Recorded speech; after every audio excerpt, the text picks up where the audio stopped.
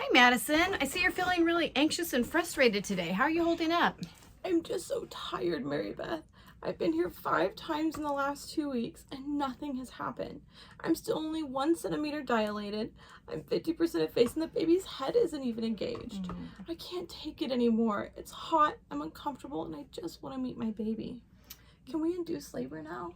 Oh, Madison, I'm so sorry. It's hard these last couple weeks of pregnancy, and it's completely normal to be feeling this way right now, especially when you get to this home stretch. However, it's really important for both you and your baby that we wait until you're at least 39 weeks, unless there's a medical reason for induction. Let me explain a little bit why waiting a little longer is beneficial. But why 39 weeks? What's the difference? Well, research shows that waiting until 39 weeks reduces the risks of complications for both you and your baby. Babies born before 39 weeks are at higher risk of having breathing problems, jaundice, and other issues related to being born too early. So according to Philippi and Kantrowitz-Gordon in their book Barney's Midwifery, inducing labor before 39 weeks without a medical reason increases the chances of these problems for you and the baby. I've heard that elective inductions can be safer sometimes. What about that? That's a really great question.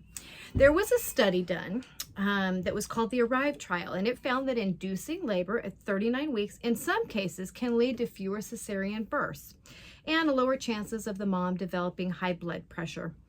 But these benefits apply to inductions done at or after 39 weeks. And you're 37 right now. Inducing labor before 39 weeks, like I said, can lead to unnecessary interventions and complications. So what should I do? I can't keep coming back and forth like this. Well, why don't we work together to create a plan that supports you through these final weeks? We can focus on comfort measures and strategies to help you cope with these discomforts and even with some of the anxiety that you're feeling. We can also discuss ways to monitor your progress to ensure both you and the baby are healthy. So here's a plan that we can consider. Comfort measures. So I'd like to help you utilize some relaxation techniques that will help with the anxiety. Staying hydrated, even staying cool in these hot summer months can just actually reduce some of the anxiety and tension. And as well as participating in some gentle exercises like walking or prenatal yoga. We're also going to schedule regular appointments and checkups. We'll see you at least once a week and more if we need to, just to monitor your progress and make sure the baby's doing okay. I'm going to provide you with more information on what you can expect in the coming weeks and what the signs of labor are that you can watch for. That will kind of give you some information to draw from.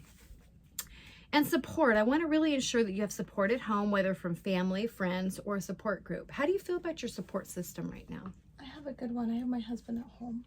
Okay, he's a good guy. I've met him. But what if I still don't go into labor naturally by 39 weeks? Well, that's a good question. So if you haven't gone into labor by then, we can discuss induction options based on your condition at that time. There are different ways to induce labor, both medically and naturally.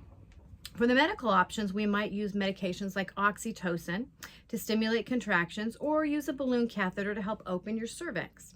There's also natural methods such as membrane sweeping, which involves myself or another midwife or doctor sweeping a finger around your cervix to help release hormones that might help start labor.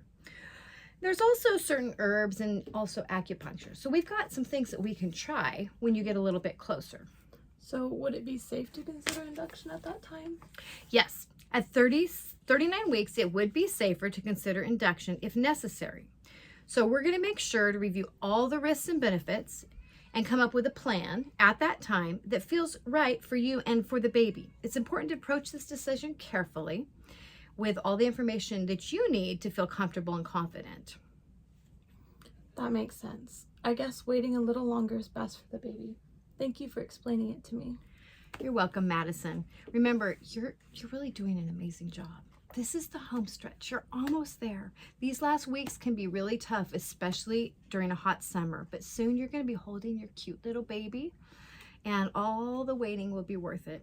So let's go ahead and set up our next appointment and keep in close touch. If you have any questions or concerns, I want you just to reach out. You can text me or you can call the office and I'll get right back to you.